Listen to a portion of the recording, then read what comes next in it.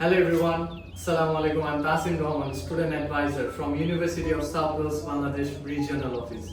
So today we have one special guest at our office who came all the way from UK to Bangladesh and for 6 days visit. So today is his last day at our office. So let me introduce to you Dr. Andrew Thompson, who is the head of MBA Global from University of South Wales. So basically we have some sets of questions for Dr. Andrew Thompson, and these questions has been asked by our students. So I'm going to ask these questions to him and he will answer those questions for our students. So Mr. Thompson, let's get started. So my first question to you that is, can you provide insights into the specific structure of the MBA Global program, including core courses and offered electives? Thanks, Bessie. It's a good question. The MBA Global, what makes it distinctive is the fact that it's, rather than a one-year program like most MBAs, the MBA Global at the University of South Wales is a 2-year program. So the first year of the MBA Global, students cover all of the main business fields like marketing, HR, supply chain, finance. So that's the first year. The second year, students can go on placement. So in the second year, the placement can be working with an external company, it can be working within our startup clinic, or it can be working within our business clinic where students work in teams as part of a consultancy. So the structure of the program is that students take those core modules in year 1 and then they take their placement in the second year, and that's what makes the MBA Global at USW very different. You cover core modules in the main business fields, but you can specialise, you can opt to elect a specialisation. So that might be a specialisation in finance or HR, or it might be a specialisation in marketing or supply chain. And your specialisation particularly comes in your second year with the placement that you choose. That's what really gives you the distinctiveness of your course. Another questions which I face most frequently from the students, that is, what kind of support services do you guys provide for career development and job placement for post MBA Global? We work very closely with the university's careers team, and the careers team are hugely experienced. Some of these guys will have worked in HR recruitment beforehand, but on the MBA Global they help deliver some of the curriculum for students. So not the stuff on supply chain, but the stuff on career development. So as I mentioned to you in one of your earlier questions, they might talk to students about how do you build the kind of CV that employers will look at rather than the kind of CV that they will just delete. How do you write an application form that will ensure that you've got a better chance of success rather than one that gets rejected? So we have a lot of opportunities for students to take, to work with the careers team and ourselves to prepare for exiting the program. And as I mentioned to you, we do a lot of that brokering. So I introduce students to people that can help them with their careers, and if I think students are really exceptional, we might take them on a particular visit and introduce them to people who can really open doors for them. As I said, we've got visits happening when I return back to the UK next week, and I would say most of the students coming on that particular visit are students who are about to exit the MBA Global. So they want to meet employers who might be able to take them on after they finish the MBA Global. So a lot of support that we give while the students are with us to ensure that they are ready for the time that they exit. And I have to say to you that I still get students writing to me afterwards, can you look at my application? Can you look at my CV? Is there anybody you know that can help me with this or that? And I spent this morning going through my LinkedIn contacts to help one of my recent graduates to get a starting role within the HR industry. So just went down my LinkedIn connections and I shared my CV with them. So the relationship with the students doesn't finish when they leave, it continues afterwards. And I think that makes us really unique. You aren't just a student when you come to us. You're not just a number. We know who you are, and we want you to get the best out of the time. It really matters to me. Right now I'm going to ask you one of the most famous questions I have to say among the students, that is, what are the opportunities for networking and industry connections? Does the MBA Global offer any kind of program like that? Tassim, I think it is a really good question, and if I was choosing an MBA program, it's exactly the kind of thing that I want to know as well. We spend a lot of time in some respects, acting as a broker between businesses and our students, because we know that students coming to the UK, one of the challenges they face is how do they get inside the door. So that's our job, is to help make those connections and to be a bridge between the student and industry.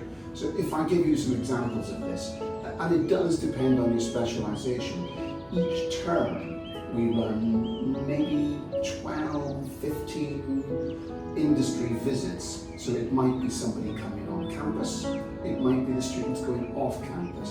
So if I think about recent events, for example, we had students going out next week to go to Deloitte, which is one of the world's big 4 accountancy firms. So we're taking a group of students down to Deloitte at their office in Cardiff next weekend. Deloitte don't normally do student visits, but we've agreed some access, and we'll take students there. We have students who will get to meet people in really senior roles in the banking industry. So we had somebody who came on to our campus last 2 weeks ago, and he worked for JP Morgan. So JP Morgan is probably the world's largest investment and commercial bank. He'd worked for JP Morgan for 30 years. He came on campus, he opened JP Morgan's Dubai office. So it was an amazing opportunity for students to learn from a legend really in the banking industry. Great opportunity to put questions about how do they develop their careers. But we do this a lot. And I think it's a really good feature of our program. We give students lots of opportunities to make connections. One final thing I'd say, Tassim, is we give our students training in how to do networking, because everybody knows they need to do it, but it's a bit like exercise. Nobody necessarily wants to do it. And so we give students training in how they can be better at networking, and we hold an MBA Global networking event. So this year we had people from things like NatWest Bank, Barclays Bank, big marketing companies, HR and recruitment agencies. We had over 30 employers come on campus for a networking event with about 130 MBA Global students, and it was a good chance for them to get to learn how to introduce themselves and to begin to learn how to do the networking. So we hold that every year, and it's a great opportunity for students to practice their networking. Actually, I face one question very frequently from our students, that is, can you please elaborate any kind of unique features or specializations which is being offered by the MBA Global program? Okay, the thing that I'd most like to tell people about is that when you do the MBA Global, most MBA programs, you have to do a 20,000 word dissertation. So, and it's pretty much compulsory for most programs, but we took that out of the MBA Global, and what we've got instead of the dissertation is something we call the Capstone Project. Capstone Project is increasingly, you see it a lot in the big American universities. It's just starting to come in the UK, but we've adopted it. And the Capstone Project, it comes at the end of your MBA, and it is an industry project. So we have industry partners, whether you're doing your specialization is in HR or finance or supply chain, we pick an industry partner and we say to them, tell us about a real problem within, for example, the supply chain field. And we say, can you give us this as a project for our students? So they set the students a project, and the students work in teams to produce, basically it's a consultancy report with a set of recommendations for the partner. So that partner might be Barclays Bank, for example. It might be a big digital marketing company. It it might be a big recruitment company. So it's a really unique feature of the MBA Global, and each one of your capstone project is determined by whichever specialisation you're following. So you don't have to do a big 20,000 written word project. You do a really exciting capstone project, you work in a group, and then you deliver a group report at the end, and students really enjoy it, and the staff enjoy working with them as well, because it's a real world business challenge. So can you please tell us the faculty member of our MBA Global program, and how accessible are those faculty members outside the classroom? Okay, they are a really fabulous team of staff. So we have a staff team that's drawn from all over the world, and if I tell you that between them they speak over 15 different languages, everything from Japanese and Swedish to Greek, French, German. They've studied in US universities, Australian universities, Japanese universities.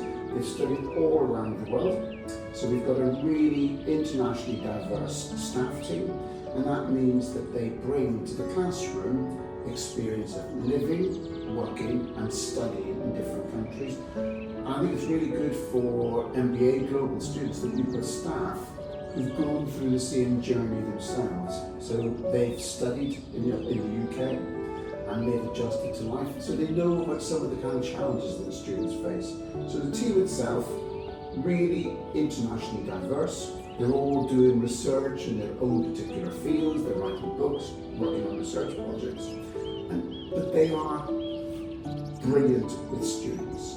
So we spend a lot of time with our students, and we are really accessible to them. We spend time in the building with them, in the cafeteria, in the coffee areas, in the libraries. We see the students all over campus. We organise as well, Tassim, lots of social events. So the MBA Global, I would say at USW, is very well known for the extra stuff that we do outside the classroom. So we had our end of term spring social event about 2 weeks ago, held in a really beautiful building in the city. It's an old Victorian building, 150 years old.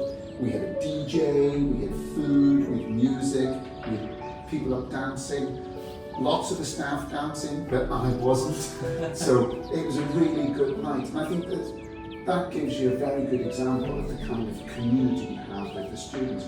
We do maintain professional boundaries, of course we do, but we pride ourselves in having a good professional relationship with our students, because we know that many of our students worked in industry beforehand. So these are not like normal master's students coming from bachelor's to postgraduate. So therefore they need to be treated with a different level of professionalism. So that's how we work with them. Good access, good relationship, good performance at the end of the day for the students.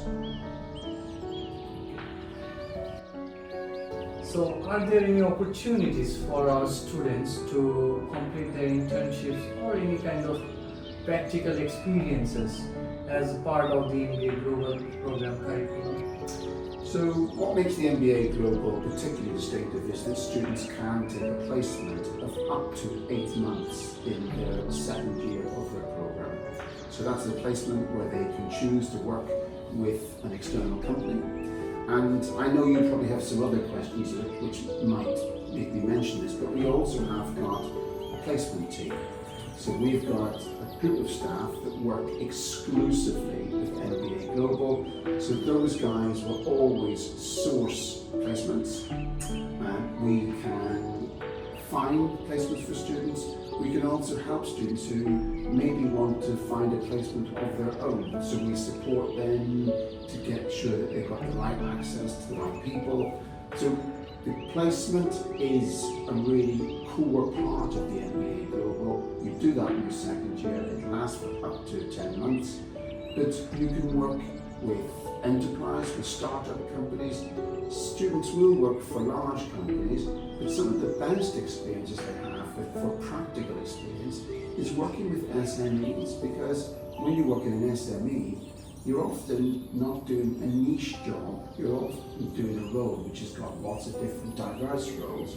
So that's a really good opportunity. So I would say the practical experience is big. That runs again throughout MBA Global. It's a bit like our connections with industry. The practical side of it is hardwired into the MBA Global. So can you share some stories, success stories from the alumni of University of South Wales who has just completed their graduation from the MBA Global department, and do these universities support their graduated students for their upcoming careers? Let me take the second part of that question first, because we start the journey of preparing students for graduation almost as soon as you start. On the MBA Global, we have got a module called Personal and Professional Skills, and it runs across 2 years.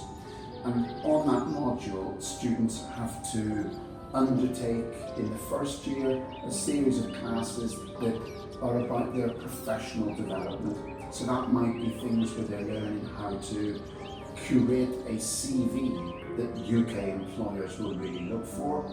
They're learning how to engage in interview skills, skills for writing applications, because these things are an art form in themselves. And we know that good graduate students need to be able to do these things really well. So on the MBA Global, we work with the USW careers team, and they provide that training as part of the program on producing really good and effective CVs, good covering letters, strong communications through application forms, and also how they prepare for interviews and graduate assessment centres. So really important for being successful afterwards. The university also offers opportunities like employer fairs, so where they bring big employers on campus and students can go and meet these employers so that they can learn about the requirements for work afterwards. In terms of success stories, I'll pick a couple. We've had students that have left the MBA Global, who've gone on to work for big global organisations like Deloitte. We've had students who have gone on to work for organisations like Santander, again, one of the big international banks. We've had students who've gone on to work for UK government agencies, from the Ministry of Justice, for example, through to one of the other big agencies for the UK government, where the graduate in that case was a student who didn't have a background in business. His background was in computing, came and did the MBA Global. When he did his placement, he worked for an SME that was focused on the fintech sector, and he was able to develop his data analytics skills, and then he was able to apply for a very, very well-bred and prestigious role with a UK government agency. So they're now sponsoring him for skilled worker status beyond his post-study work visa. So, I would say to you, Thompson, it's about what students make of the time. So we give them lots of opportunities to develop themselves professionally and to put themselves in the best position to compete for jobs afterwards. We know it's always tough for any graduate, but we want to make sure that MBA Global students are realistic and prepared for what they need to do to succeed. I agree. How does the university promote a diverse and inclusive learning environment within the MBA Global program? I'll give you a couple of examples of this. It's in terms of the curriculum. So it's an MBA program, and we want to prepare students for a world that is highly interconnected, and students will go on to work in different places around the world. So we want to make sure that our curriculum isn't just about what happens in Europe. It's not just about what happens in the US. We want to make sure that our students understand about, for example, how a country like Bangladesh is rapidly growing and how its economy is changing, how the balance of economic power is shifting from west to east, and how Asia is emerging now to be the big global region for economic development. So we want to produce graduates who know about what's happening across the world, and that means that your curriculum does have to be diverse, culturally inclusive, and not, blinkered in the perspective. It's also culturally diverse in the kinds of ways in which we run the things on campus. So, for example, last year we ran an event for Ramadan. So we had the iftar meal where our students came in, and it was our students that asked to hold this. So we had Muslim students from different countries talking to their friends who were from different religions about why fasting is important to them. And that was brilliant, because it was a really nice way for them to say, I'm doing this and it's really important for me, and a chance for us to learn about it from their side. So we do that. We also as well make sure that we keep some time clear on Friday so the students can go to prayer. So how we organise our curriculum is sensitive to the types of students we have. So it is a programme that's culturally diverse in its curriculum, but it's a programme that's culturally diverse with its staff and student community. As I mentioned to you earlier, we've got a staff team that comes from Vietnam, from Hong Kong, from Nigeria, from India, from Greece, from Ireland. Okay. And so you can't have a curriculum that's just one culture when you have a staff team that is international itself. What about the partnerships or collaborations the university has with business or organizations relevant to MBA Global students? Can you please tell us something about those things? MBA Global students have got a wide range of networks that they participate in. We collaborate with many organizations, probably testing on different levels. So for example, as part of the placement program, we work with over 100 different businesses within the South Wales region, and those companies are sponsoring partnerships and placements for our students. We also have got something very distinctive on the MBA Global, and I might tell you a little bit more about this in a moment. It's called the Capstone Project. And on the Capstone Project, it's an industry project where the students are set a challenge, and it's addressing a real business challenge. So if I give you an example, students who specialise in finance, their business challenge is set by Barclays Bank, which is one of the world's big multinational banking organisations. So they set the business brief for students working on the finance capstone specialisation. So we have got lots of connections through business as part of the placement.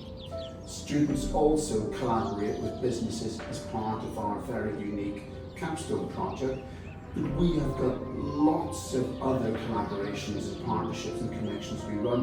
One of the things that we're developing at the moment, which is really exciting, is in the UK there's something called the Institute of Directors. It's a UK-wide organisation. We're at the moment in discussions to create a student membership chapter as part of that, where students on MBA Global would effectively have mentors within business, and it's a really good chance to work and learn from people who've done all the things that the students themselves want to go on to achieve. So partnerships and collaborations are part of the DNA really of the MBA Global. It cuts throughout everything we do.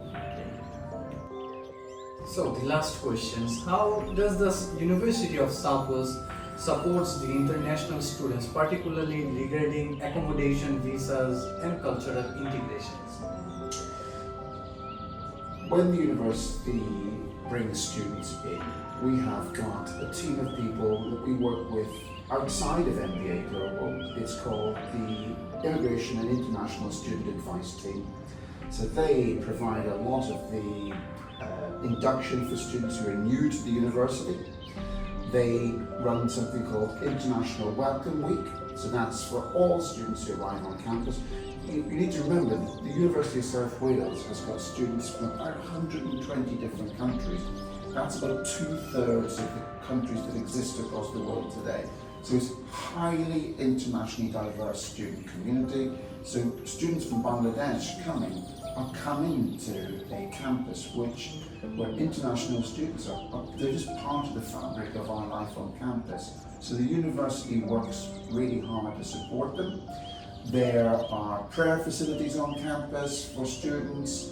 There are opportunities to learn about life in Wales and how do you integrate and connect and live in Wales. Things like accommodation. The university has its own USW accommodation services team.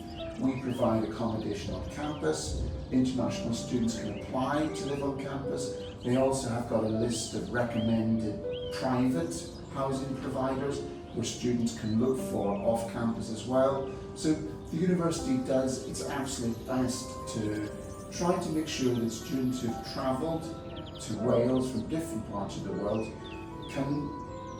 they can feel at home when they come to Wales. That's really important for us.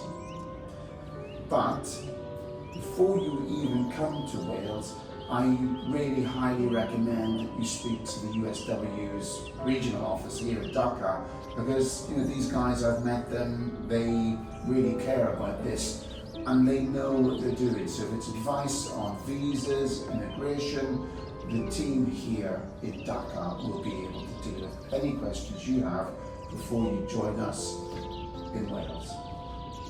Thank you. So guys, we are done for today, and if you want to know more about University of South Wales and about the programs that University of South Wales is offering in their bachelor's and master's program, I would like to request you to come and pay a visit at our office. We are open from Saturday to Thursday from 10 a.m. to 5 p.m. So if you need any kind of support, come and meet us directly. We will provide you all the guidelines you need regarding taking your admission at University of South Wales. Thank you.